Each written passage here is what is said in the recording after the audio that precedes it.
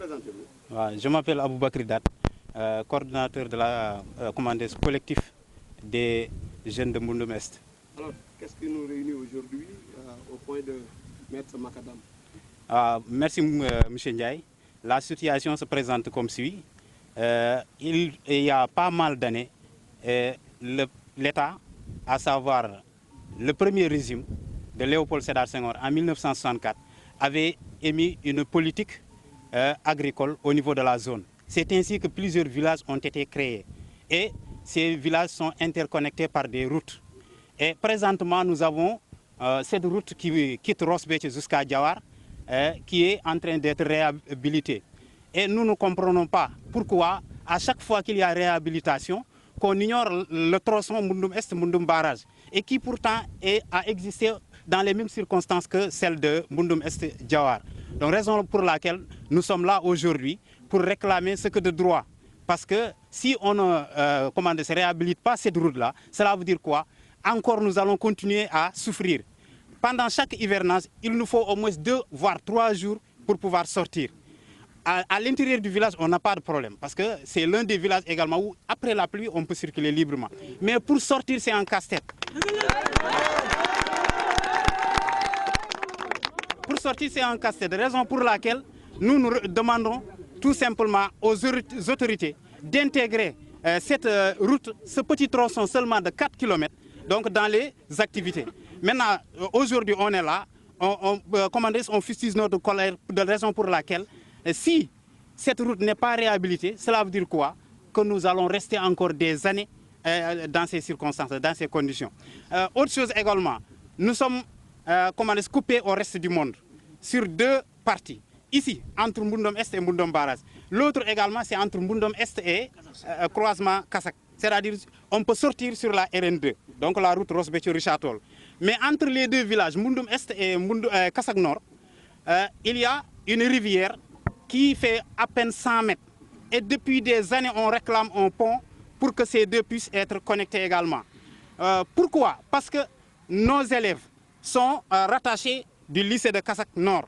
Et si vous voyez les images, le matin, quand ils vont à l'école, une petite pirogue qui peut transporter plus de 200 élèves ou 250 élèves. Et on sait que... Et le problème, on risque d'avoir un Diola bis. Et je pense que l'État ne va pas fermer les yeux sur ça. Donc nous appelons l'État à venir nous aider pour que le village soit désenclavé. Autre chose également, sur le plan sanitaire, nous sommes rattachés au poste de santé de Kassak. Alors qu'il y a des femmes donc, enceintes qui doivent traverser des pirogues pour aller se faire consulter au niveau du poste de santé de Kassak. Voilà.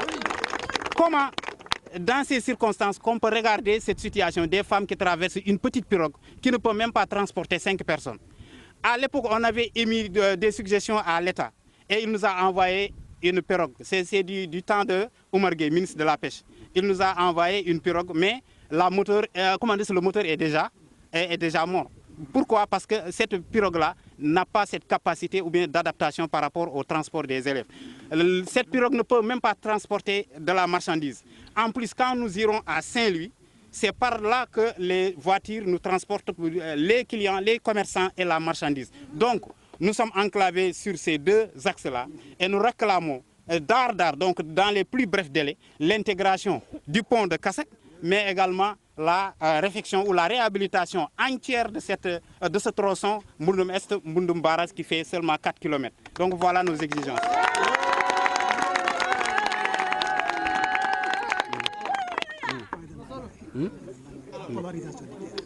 Par rapport au potentiel économique de la vallée, qu'est-ce que ce village de Mbundoum Est représente surtout par rapport à l'agriculture? Voilà, ce village de Mbundoum Est est situé dans la commune de Ronkh. La commune de Ronkh est la première commune risicole du Sénégal. C'est-à-dire la grande partie du riz du Sénégal est cultivée ici. Ensuite, c'est un village qui dispose plus de 600 hectares arables, donc couvert par la Saïr. En plus, ce village dispose également d'un énorme potentiel économique, surtout sur ce qui est de l'agriculture, mais également sur le plan horticole.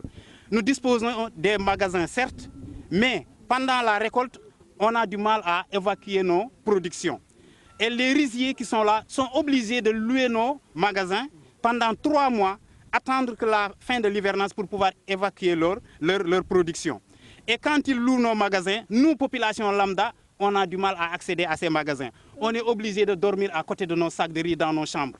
Donc, si la route est réhabilitée, non seulement les magasins pourront être livrés aux riziers, nous pourrons également chaque matin ou chaque soir évacuer notre production, c'est-à-dire le surplus, c'est-à-dire ce qui n'est pas encore commercialisé. La réhabilitation est devenue obligatoire. Obligatoire dans tous les sens, sur le plan sanitaire, scolaire et agricole.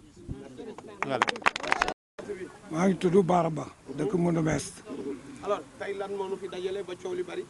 waaw li ñu fi dajale mooy jàmm rek la lii nu fi dajale mooy route bii depuis 1964 ñun ñii on est 1961 jusqu'à présent kon on est 64 ans ñoo ngi ci juróom-benn fukki at ak ñeent kon bu ñu gisee tey nu ànd ak xale yi c'est parce que jàmm rek la ndax tey nun suñu potentiel lu dëkk ressource am mooy xale.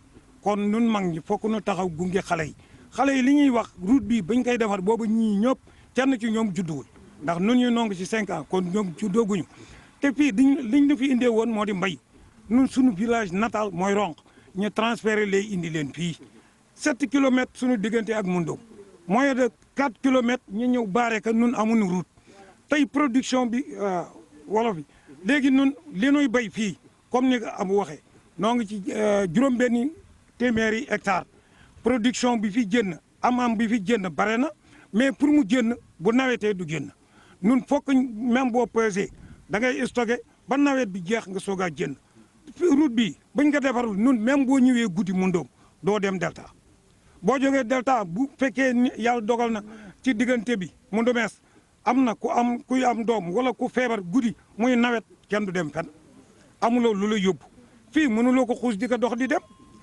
boo yow amuloo yoon amuloo dispensaire kooku enclavement boobu amatul sax ci adduna bi léegi boo seetee sunu diggante ak Kasak nun dañuy rattaché ci Kasak fa la xale yi di jànge fa la ñoo fajoo mais bu guddee man am naa benn goro ba nga xam ne bu muy am doom timis mais bu ñu ñëwee foofu yooyu ko doon mat man mii muy mat rek danger la ci moom waxaatuma ki nga xam ni dafa nekk jigéen comme ñun foofu lañ ñu yóbbu kon route bi nécessaire la pour ñu defar ko mu yegg si ci noonu même pas 4 kilomètres kon defar ko loolu moom yomb na ñun loolu dong mooy sunu problème kon monsieur le président de la république ak monsieur le premier ministre chef du gouvernement ñun sunu problème mooy même pas 4 kilomètres que ka rattaché ak fii nu taxaw tey ku ne xam na ni lii ñi defar nii buñ ko rattaché ak pont bi même bu mënul nekk pont na nekk pont à pied ba nga xam ne nit ñi mën nañ ci dox ci tànk di dem Kasak wala di dem feneen parce que ñun bu ñuy tukki oto bi ñuy yóbbu Ndar wala Ndakaaru Kasak la ñuy jàlle mais bu dee gudee doo dem te voyage fu nekk la lay bett mën nga jógee voyage ñëw mais doo ñubbi il fallait que nga fanaan ci biir Kasak wala nga fanaan ci tàkkal dex bi loolu nag mooy sunu problème bi tax nu toog fii di wax waaw yoon wi moom mënut a ñàkk daar dañ ko war defar lii rek mooy sunu problème. wàllu pont bi élèves yi tamit bu ñuy jàngi risque la de. waaw problème parce que boo gisee ñu amoon problème boobu mais booy bu ñuy jàng benn gaalu mbul la ñu amee woon gaalu mbul boobu indi na fi ay danger yu bare ba gannaaw gi nag état bi indi fi bato bi fi nekk mais bato bi ba tey mënul yóbbu élèves yi parce que 200 quelques élèves su xëyee war jàngi ñoom ñëpp bu ñuy ñëwoon doowee duñu jàng toujours prof yi dañoo rapproché booy yi dañoo tardé mais booy yi li leen di tardé yëpp noonu xam nañ ko mooy yoon wi la te foofu ci collège bi bokk nañ ci élèves yi nga xam ni meilleurs élèves yi nekk foofu ñun sunuy doom bokk nañ ci kon bu doon suñu sagoon nag foofu ñu defar ka mu am pont à pied. asalaamaaleykum man maa ngi tudd Khady Niang dëkk fii ci Mbundum Est. tey jafe-jafe bi mu mel naka yéen mag ñi sax sonal na leen.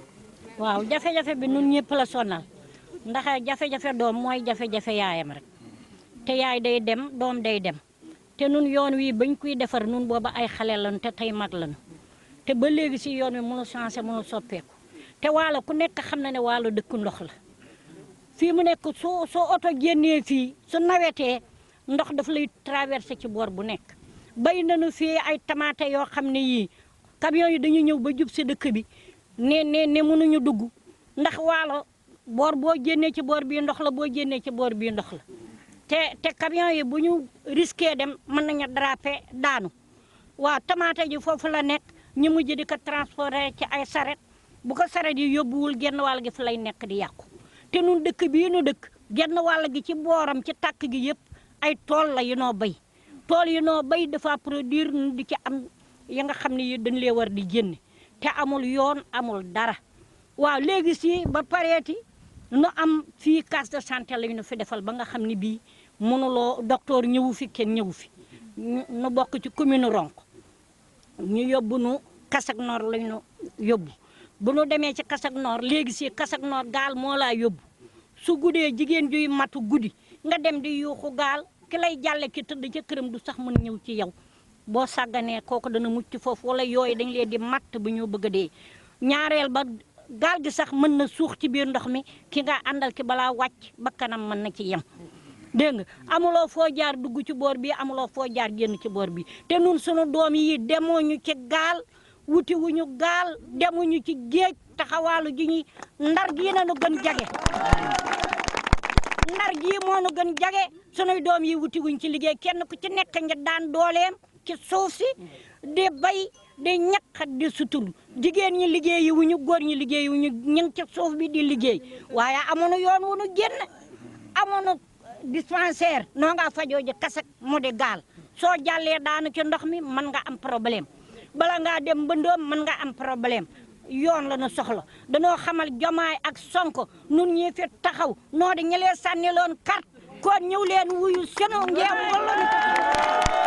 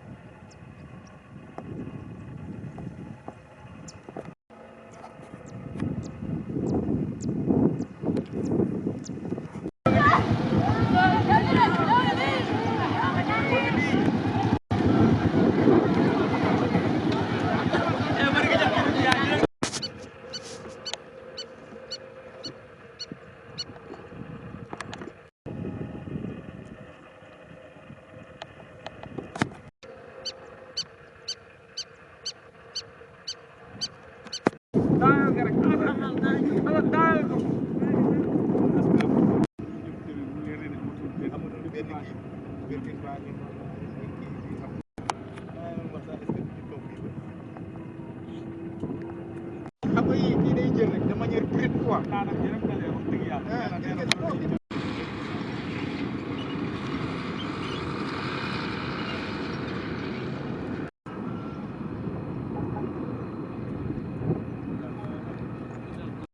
def noo xam ne dafa téye nit ñi si àll bi moo niri daal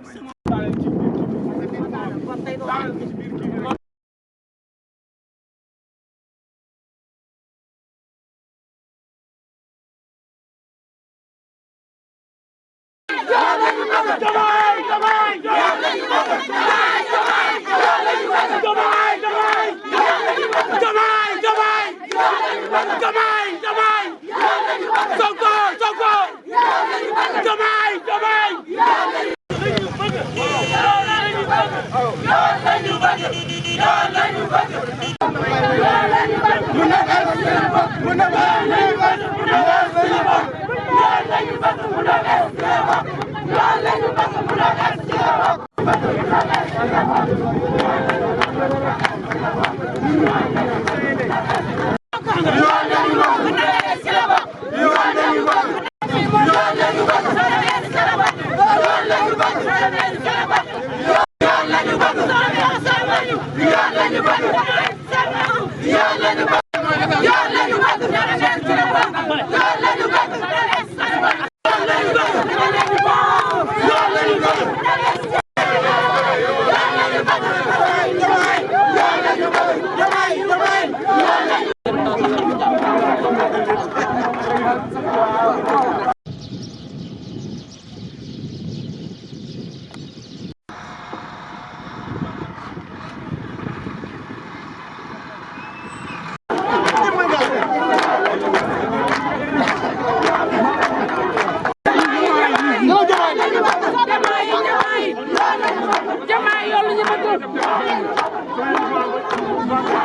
Allo.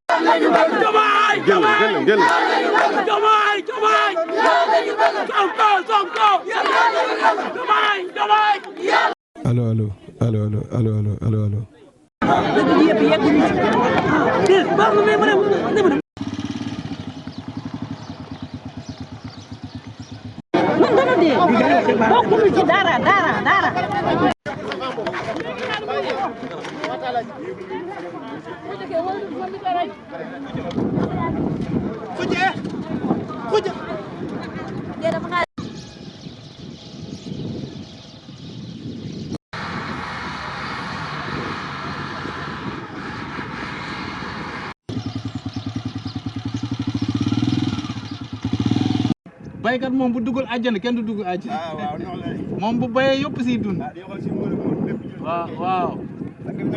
jàmm rek.